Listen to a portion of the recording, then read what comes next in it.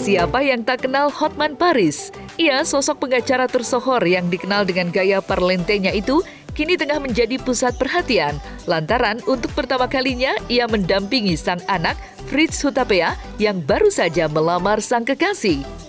Menjadi momen bersejarah ketika Hotman Paris yang biasanya terlihat di pengadilan, kini dirinya harus berjibaku secara langsung untuk memberi sambutan kepada calon besan. Diwarnai oleh candaan yang dilontarkan di hadapan calon besan, maka seperti inilah momen di saat pengacara tersohor Hotman Paris Hutapea turut mengantarkan Fritz yang melamar kekasih tercinta. Ini agak gemetaran nih. Biasa bertarung di pengadilan. Kepada Bapak Chen Qingliang dan Ibu Siska Agustina Sutanto. Kali ini, dan mungkin ini baru pertama kali dalam hidupku melamar, biasanya orang yang mendekatin aku. Hari ini saya dengan istri saya datang untuk melamar putri Bapak dan Ibu, yaitu Giovanni Sutanto. Rupanya mereka sudah menjalin cinta cukup lama, kadang putus, kadang kembali. Ya nggak apa-apa, harus sering putus baru sering balik lagi. Dan akhirnya sudah mencapai garis finish. Jadi maksud kedatangan kami ini adalah untuk melamar, resmi dilamar menjadi istri tersayang. Mudah-mudahan lamaran kami sebagai orang tua dikabulkan oleh Bapak dan Ibu. Tapi ya pasti di paginya itu grogi kan.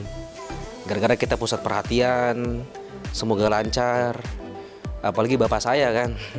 Takutnya dia ngomonginnya ya karena acara keluarga bapak kan biasa dari segi media untuk marketing, untuk kerjaan. Kemarin tuh pertama kali karena saya anak pertama ya untuk acara keluarga kan. Iya, apalagi kan bapak saya kemarin juga udah posting sendiri di Instagram kan tentang ya dia sendiri yang ngomong ke depan biasanya untuk mau ribut untuk sebagai pengacara, malahan kali ini untuk keluarga. Gayanya bapak saya adalah gayanya sendiri, gayanya uniknya dirinya sendiri. Tapi saya sih sudah mengerti juga kenapa dari dulu dia gayanya seperti itu. Itu kan juga bawaan dari kerjaannya dia kan, sebagai entertainer juga, sebagai pemilik atlas juga, sebagai itu kan memang image media dia lah. Itulah bikin laku. Kalau dari segi persiapan sih udah dari tahun lalu. Karena kan sama seperti jadi tuh kalau ada Chinese itu persis seperti adat Batak. Banyak sekali langkah-langkahnya yang harus diurus. Seperti persiapan untuk pamit, izin ke orang tua.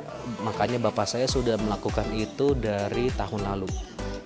Bahwa antar keluarga, bahwa untuk kekeluargaan antara pihak harus ketemu dulu, minta izin dan mulai merencanakan kapan, di mana. Kalau dari segi tanggal acaranya itu kemarin bapak saya sendiri yang kita mengikuti dari pihak perempuan. Jadi intinya itu acara-acara saya ini dan Fani ini bisa dilihat orang sebagai penggabungan dua adat, ada Chinese dan adat Batak. Kalau ada Chinese kemarin, kalau yang adat Batak tanggal 2 September. Dan bedanya dengan prosesi adat Batak dan Chinese, nanti yang adat Batak itu ada acara mangaing, yaitu adalah acara, kalau acara di harinya tanggal 2 itu namanya martupo. Itu tunangan Batak bahasanya ya. Tapi kalau dari segi sebelum acara gerejanya untuk tunangan secara Batak, namanya mangaing itu dengan arti bahwa Fani diangkat sebagai orang Batak atas nama keluarga ibu saya, Marbun. Ya, itu di hari yang sama.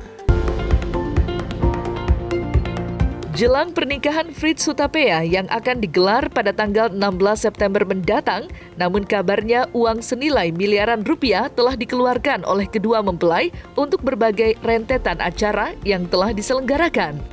Tak cukup sampai di situ, seserahan yang diduga memiliki nominal hingga miliaran rupiah pun dipersembahkan oleh Hotman Paris untuk sang besan, begitupun sebaliknya.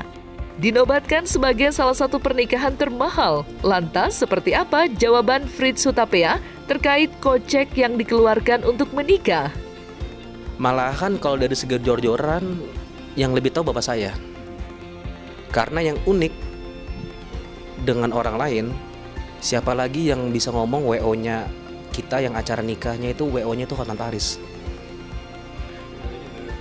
Bapak saya sendiri WO-nya untuk yang acara laki. Jadi intinya kalau yang di Jakarta tuh acara laki, dan di Bali acara perempuan yang bikin. Dan yang acara laki ini bapak saya sendiri yang turun tangan. Dari urusan vendor, makanan, undangan Bataknya, dari segi adatnya, bapak saya sendiri yang turun tangan. Dia bikin, kemarin aja ada urusan adat yang perlu dimintingkan dengan kepala adat dan keluarga kita dan keluarga mama saya. Itu bapak saya sendiri yang turun tangan. 8 jam meetingnya itu dengan WO. Akhirnya sih bapakku pakai WO. Ada WO Batak. Tapi untuk urusan adat kan bapak saya sebagai orang tua yang menikahkan anaknya harus turun tangan sendiri kan. Iya gitu. Nominalnya rahasia. Kan dari segi foto kan bisa hitung sendiri. Kan biar netizen punya bahan pembicaraan sendiri kan. Berapa jadinya? Hitung sendiri kan. Malahan kalau para netizen ini lebih tahu tentang sanjit, kan namanya kan sanjit kan. Normalnya malahan itu sudah melebihi standar orang Chinese kalau bikin acara sanjit. Banyak kan malahan cuma di restoran biasa, acara makan, atau di ballroom kecil tanpa dekor. Cuman yang penting persis seperti orang Batak, ada prosesi yang harus dijalankan di acara tersebut. Makanya kalau kita ngelihat foto-foto dan video kemarin, pasangan saya tidak ada di ruangan kan di awalnya kan. Dan dari segi prosesinya kan kita tuh diantar. Kayak kemarin kan ada kan yang bapak saya ngerangkul saya, mama saya kiri kanan bapak saya dibawa ke dalam. Dan bapak saya kan kemarin juga udah pasang di Instagram tentang dia pidato duluan bahwa dia ngapain datang ke sini begitu kan. Itu ya yang penting sih di situ. Tapi pun dari segi prosesinya, dekornya gimana, ya lihat aja nanti untuk seterusnya. Soalnya malahan dari ekspektasi saya sendiri yang nikah, saya aja kaget semewah itu kemarin.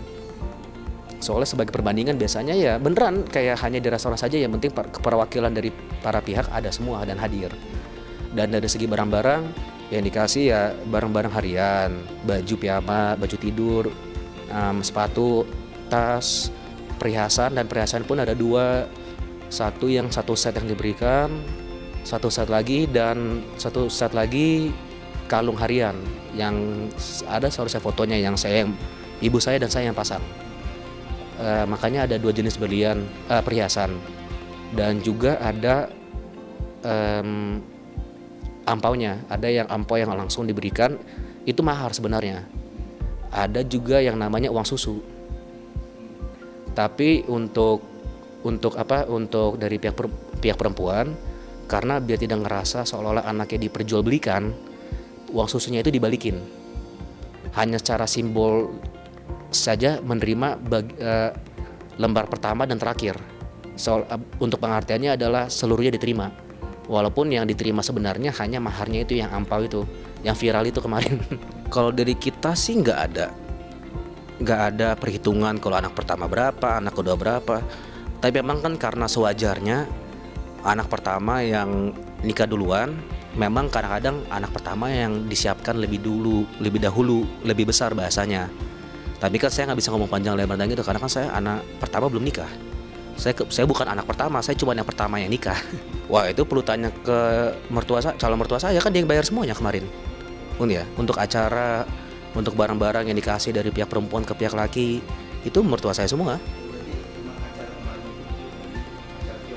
Ya, makanya kalau ngeliat acaranya kan bisa dilihat aja paling gampang dari nama acaranya. Biasanya kan yang bikin acara namanya duluan kan. Kalau kemarin namanya Giovanni dan Fritz. Kalau resepsi tanya bapak saya. Iya, tapi saya tahunya semua sudah, kalau nggak lunas sudah di DP. Gedung sudah aman. Acara orang dekornya itu dari nantilah. Acara martupolnya, acara tunangan Bataknya tanggal 2 September, nikahnya 16 September.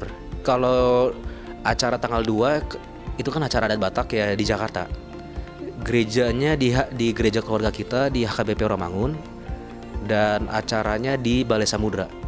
Untuk orang Batak yang paling ya, untuk orang Batak kan kita kan standarnya bukan standar hotel, resepsi atau apa kan. Kalau adat bisa di gedung adat. Yaitu untuk di Indonesia hanya 2 yang ternama. Yang pertama yaitu Balai Samudra. Yang saya tahu sih dari jumlah tamu sampai 2000 jumlah tamunya. 2000 orang. Ya, kan ya, 2000 undangan. Yang pasti, soalnya saya taunya bapak saya kemarin juga mau pakai tenda atau apa. Soalnya kan kalau dalam gedung di Balai Samudra saya cuma taunya bisanya 1.700 orang. Makanya pakai tenda, tambah lagi 200-300 lah ya, 2000 lah kira-kira.